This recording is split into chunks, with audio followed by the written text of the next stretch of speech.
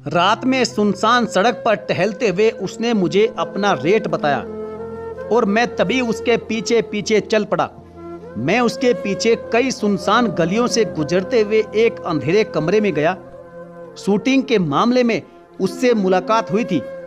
जब मैंने उससे उसका नाम पूछा तो उसने अपना नाम रोहिणी बताया। उसने कहा, चलो जो भी करना है जल्दी करो।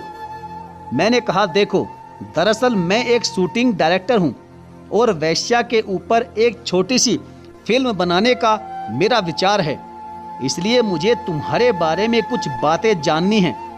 तुम्हारे कैरेक्टर के बारे में मुझे पता करना है। तो रोहिणी ने हंसते हुए कहा, मेरे चरित्र के बारे में और क्या जानेगा? हाँ, मेरे बारे में जो जानना है या जो पूछना है तो पूछ, लेकिन तू जितना समय लगाएगा मैं उतने ही ज़्यादा पैसे लूंगी। मैं उसकी बात सुनकर बड़ा आश्चर्यचकित हुआ और मैंने हाँ कर दिया और उससे उसकी जिंदगी के बारे में पूछना शुरू कर दिया। उसने अपनी आप बीती मुझे बताई कि किस तरह से एक ठेकेदार के लड़के से मुझे प्यार हो गया था। उसने पहले तो उसके जिस्म के साथ खूब खेला और जब उसका जी भर गया तो उसने मुझे इसी कोठे पर लाकर बेच दिया। मेरे पास कोई विकल्प नहीं था यहाँ घुट घुट के रहने के सिवाय। वक्त और हालात ने सब कुछ सिखा दिया। जब यहाँ मैं आई थी तो मेरा नाम कुछ और था, लेकिन यहाँ आने के बाद मेरा नया नाम मुझे मिला रोहिणी। मैं धीरे धीरे उदास हुई जा रही थी। रोहिणी की बात सुनकर तभी मैं उससे पूछ बैठा कि याद आती है आपको अपने गांव की? इतना सुनते ही रोहिणी की आंखें नम हो जाती है और वह कांपते होठों पर शब्दों को संभालते हुए कहती है, हाँ बहुत याद आती है, सबकी याद आती है। मम्मी की, पापा की और मेरे गांव की वह छोटी सी बगिया भी याद आती है। पता नहीं उस तालाब में अब भी पानी है या सूख गया है। मेरी सहेली लालिमा की तो शादी अब तक किसी बड़े घर में हो गई होगी और मेरे पिताजी बीमार रहते थे, फिर भी अपने कंधे से मुझे नीचे नहीं उतारते थे। पता नहीं वह अब इस दुनिया में होंगे भी या नहीं। बहुत कुछ याद आता है। कभी कभी जी करता है कि एक बार जाऊं और सबसे मिलूं, लेकिन हिम्मत नहीं होती क्योंकि समाज की और लोगों की सोच बहुत घटिया हो चुकी है। मैं रोहिणी की बातें सुनकर भावुक हो चुका था। मैंने धीरे से पूछा, रोहिणी एक दिन में तुम्हारे पास कई मर्द? इतना सुनते ही रोहिणी गुस्से में कहती है, मर्द? आजकल मर्द है कौन? मर्द होते कहाँ हैं? सब नामर्द हैं यहाँ।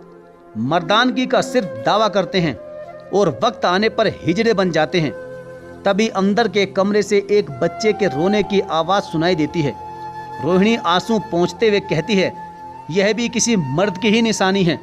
शादी करने का वादा करता था, रात गुजारता था, मुझे महलों में रखने का दावा करता था, बहुत बड़ी बड़ी बातें किया करता था, और जैसे ही पता चला कि मेरे पेट में उसका बच्चा है तभी वह दूसरी तरफ मुंह फिराते हुए कहती है, कुत्ता इस गली में नहीं आया।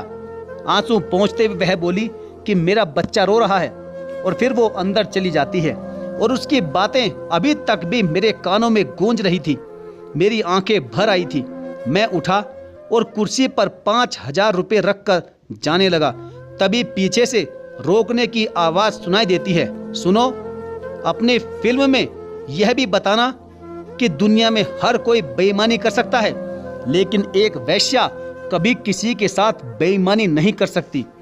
हर किसी के सामने एक तरह से ही पेश आती है और हर दर्द को सीने में छुपाकर जीती है। तो हमारी महानता भी थोड़ी सी दिखा देना अपनी फिल्म में।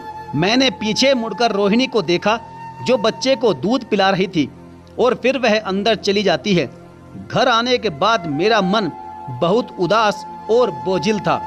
रात को मुझे नींद नहीं आ रही थी। रोहिणी की बातें सोच सोचकर आंखें नम हो जा रही थी, क्योंकि आज मुझे एक ऐसी जिंदगी से रूबरू होने का अवसर मिला था जिसकी कल्पना मैंने कभी सपने में भी नहीं की थी। रोहिणी की बातों में आहें और आंखों में आंसू का दर्द साफ झलक रहा था।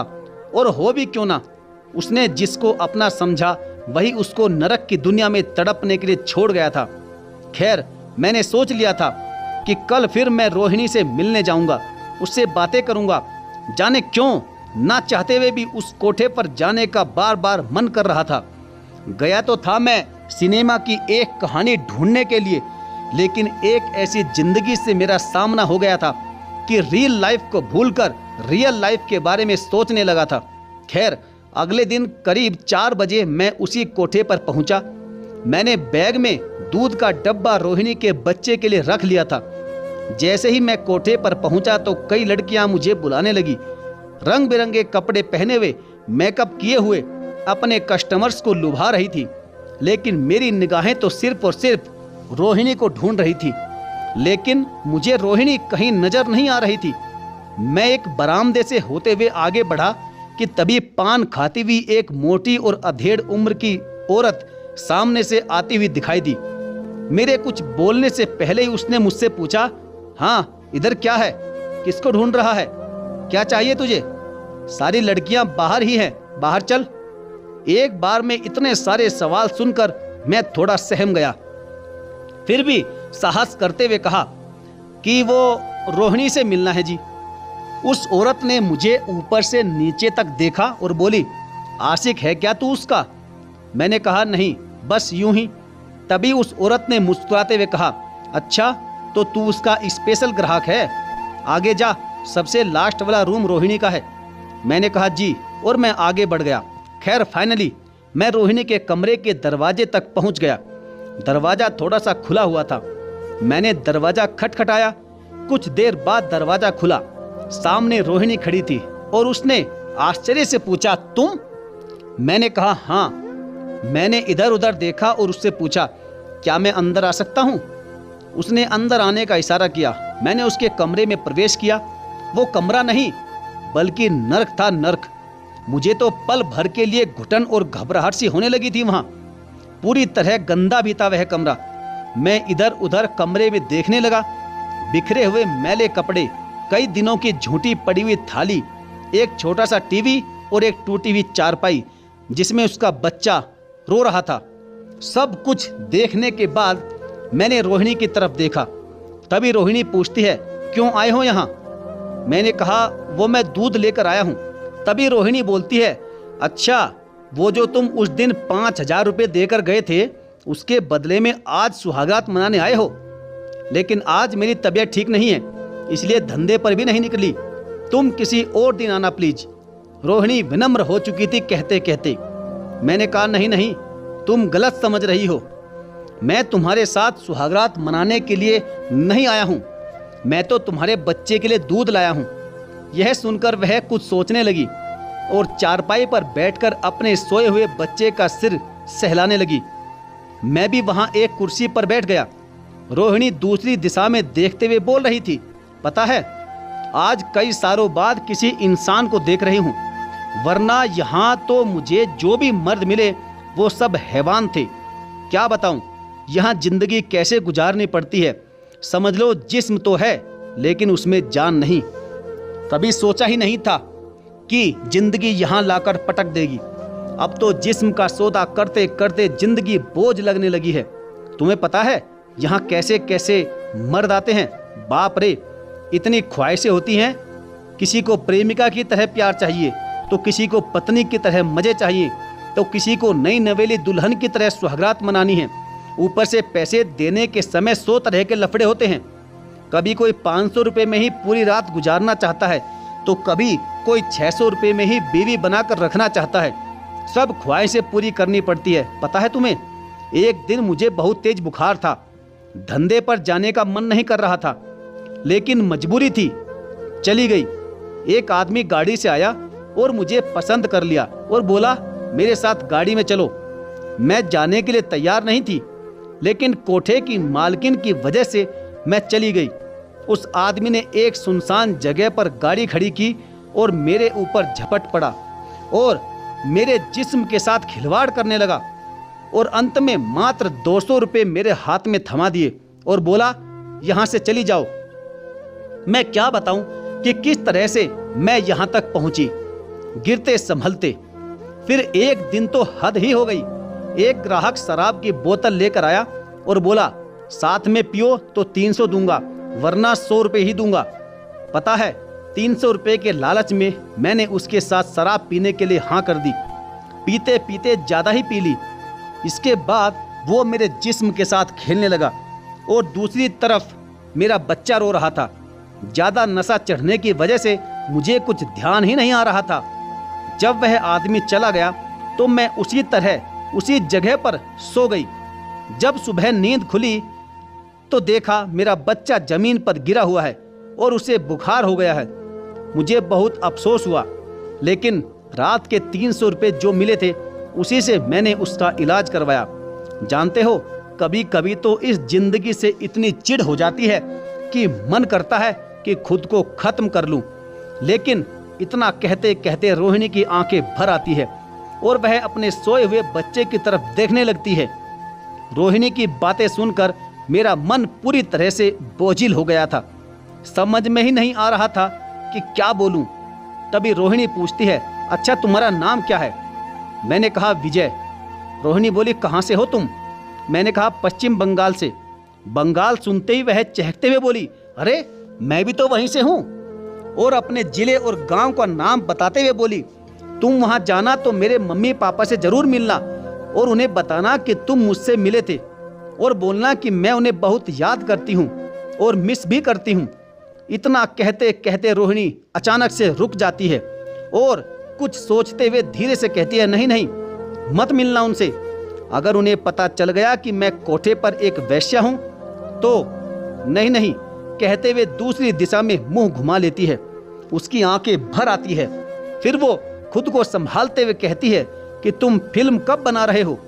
मैंने कहा बहुत जल्दी ही बना रहा हूँ। अच्छा रोहिणी, तुम बंगाल चलोगी? मैं आपको आपके गांव लेकर चलूँगा।